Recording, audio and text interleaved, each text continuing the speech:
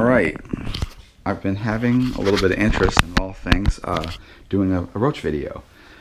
So we, as lizard breeders, need to also be pretty much bug breeders. So we have to maintain, a fair number of roaches. Now, let's kind of differentiate between, let's say, like a German cockroach, which even gives me the heebie-jeebies. I used to work in a pet store, and there was so many of them. This bin is actually lobster roaches. Hopefully my camera's right. So a lobster roach is a smaller growing, but rapidly growing and reproducing roach that, unlike things like German cockroaches and lateralis, I think are excellent food source. What's good about these guys? They're tropical roaches, and I can't even catch one. Hold on. I'm gonna squish one on camera. Come here, little guy. All right, so anyways, so the lobster roach is soft-bodied, so this is an immature nymph, so this doesn't have its adult wings, but this is really soft. Even as an adult, they're really soft-bodied. But I like lobster roaches. They're a little hard to get.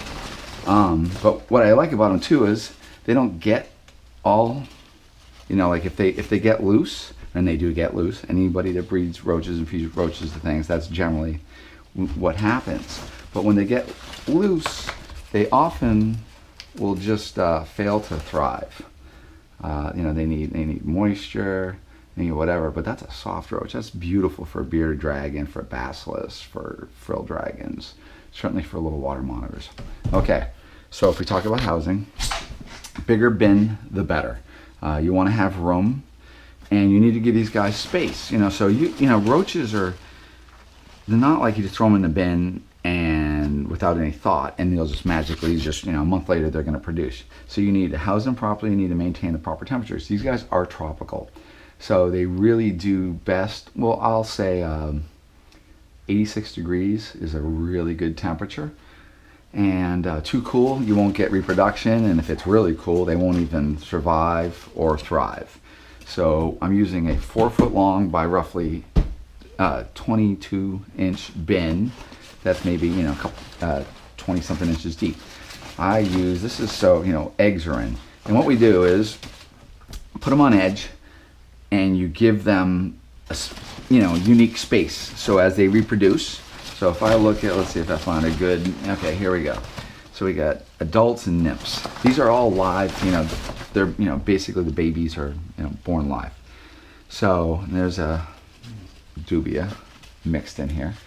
So basically, you set them up like this, keep them generally dry, and then what I do, I'll take this, I'll spray it down with water, about that, make sure I spray the sides, and that's about it. And then I come back and I'll spray it again. So we have to be conscientious about what we feed them. So this is a mix of, I use a lot of Missouri tortoise diet, so that's roughly 12% or less vegetable-based protein. Then there's also a bit of dog food in here too, like a high-quality dog food that's higher protein. But generally, we want to give your roaches lower protein, and I scatter this around. And sometimes if you're in here, you can listen and you can hear them start crunching, especially if I'm feeding a larger growing roach. So right here we're gonna wet everything down. The trick is to give them an option to drink but not get their cage wet. If you get them too wet, you're gonna start getting like these mites and all these different things. So this will be I got kind of mixed.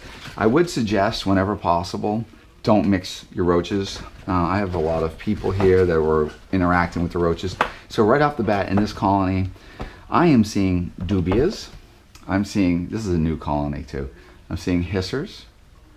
I'm seeing lobsters. And sometimes lobsters, if they're really reproductive, they'll irritate another more quiet roach, like a dubia. Dubia roaches are just, it's an ideal roach. The size is great. That nymph is like a perfect food item for, let's say, something like a bearded dragon and whatnot. So right here we have a lobster roach that just molted. So at that point, they're very, very soft. So we've got this sprayed down. Let's go back to one more, and then we will move to the next video. So let's go look at a little bit more exotic roach. This is a cave roach. There's also a big hisser right there. Hissers, most people are familiar with hissers. The thing I don't like about hissers, they are kind of reproductively slow, and they have armor. They have a lot of spines. This is a cave roach. Cave roaches are also not highly reproductive, but once they get going, once you start having a colony, they're pretty cool. So this is a nymph, and that's an adult, so they get winged, and once again we have a hisser. But if I was really, you know, smart, I'd probably go through my colonies, and we generally do. Often we'll pull out the wrong roach species and put it in its correct colony. Okay, so this is the end of part 1. Say goodbye.